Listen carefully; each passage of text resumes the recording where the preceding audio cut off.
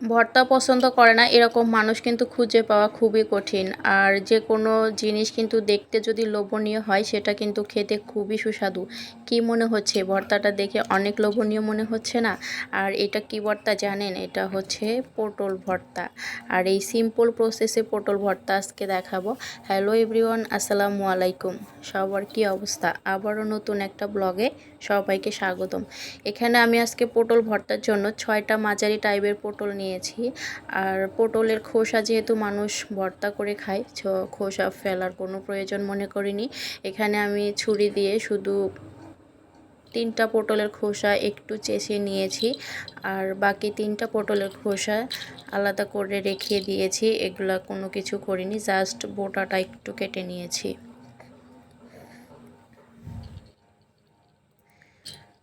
আর এই পটলগুলোকে এখন আমি গোল গোল করে টুকরো করে নিব। সবগুলো নিয়েছি। আর কি সাইজের টুকরো করেছি সেটা একটু দেখিয়ে দিচ্ছি।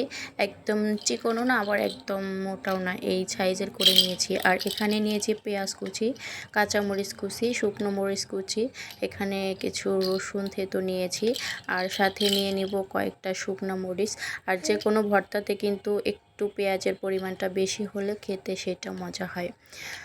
আর এখানে একটা প্যানের ভিতরে চুলায় আমি অল্প একটু পানি দিয়ে দিচ্ছি, যেহেতু পটল কিন্তু একটু নরম জিনিস, এর ভিতর থেকেও অনেকটাই পানি বেরিয়ে আসবে। আর এই পানিটা একটু গরম হয়ে আসলে এর ভিতর আমি কেটে রাখা পটলগুলো দিয়ে দিচ্ছি।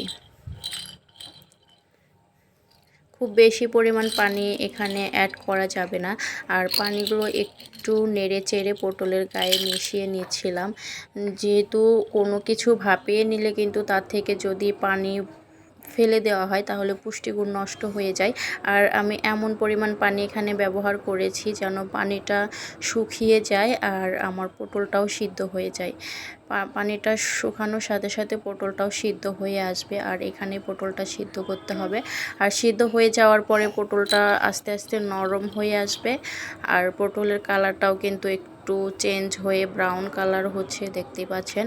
এবার একটু ঢাকনা দিয়ে আমি ঢেকে দিচ্ছি। ফিরে আসছি জাস্ট 2 মিনিট পরে আমার এটা হয়ে যাবে। এই তো আমি চলে আসলাম 2 মিনিট পর। এই তো পানি শুকিয়ে গিয়েছে আর পটলটাও আমার রেডি হয়ে গিয়েছে। এখন আমি এগুলোকে নামিয়ে নিব। ভর্তাটার একদম প্রসেসিংটা খুবই সিম্পল, কিন্তু খেতে খুবই সুস্বাদু। একবার অবশ্যই ট্রাই করে দেখতে পারেন। খুবই মজাদার একটা ভর্তা। সবগুলো নামিয়ে আমি একটু ছড়িয়ে ঠান্ডা করে নিয়েছি। এরপর ব্লেন্ডারে ব্লেন্ড করে নিয়েছি। আর পেস্টটা দেখতেই পাচ্ছেন কত সুন্দর একটা জলসানো জেলির মতো মনে হচ্ছে।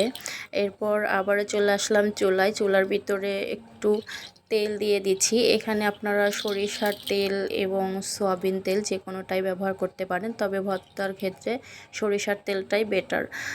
এখানে শুকনো মরিচগুলো আমি ভেজে তুলে নিয়েছি। এরপর কুচি করে রাখা সেই শুকনো মরিচগুলো দিয়ে দিলাম। এরপর দিয়ে দিচ্ছি হাফ চামচের মতো কালো জিরা। আর কালো জিরাটা একটু ফোটা শুরু করলেই এর ভিতর দিয়ে দিয়েছি পেঁয়াজ কুচি।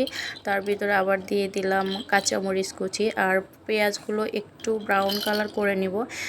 একটু ব্রাউন কালার হয়ে যাওয়ার পরে আমি এর ভিতর রসুনটা দিয়ে দিলাম। আর রসুন আমি সবসময় একটু পরে দেওয়ার চেষ্টা করি, কারণ রসুন আর পেঁয়াজ একসাথে দিলে পেঁয়াজটা হতে সময় লাগে আর রসুনটা পুড়ে যায়।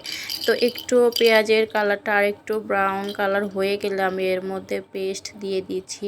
সম্পূর্ণ পেস্ট আমি এখানে দিয়ে দিব। আর এখানে আলাদা কিছু দেওয়ার দরকার নেই। তো পেস্টগুলো একটু নেড়ে চেড়ে মাখিয়ে নিচ্ছি এর সাথে। আর এখানে একটু পেস্টটা কিন্তু পানি পানি মনে হচ্ছে, এটা আস্তে আস্তে শুকিয়ে যাবে।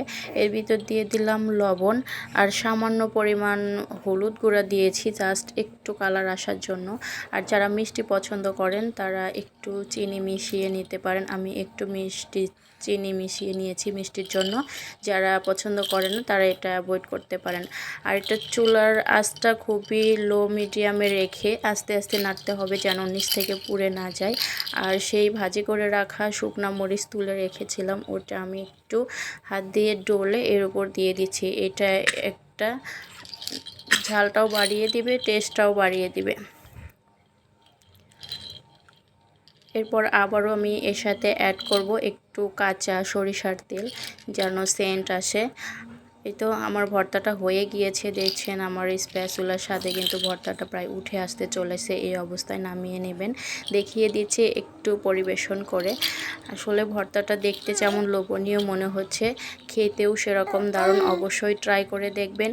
আর কেমন হয়েছে রান্না করে কমেন্টে এসে আমাকে অবশ্যই জানিবেন।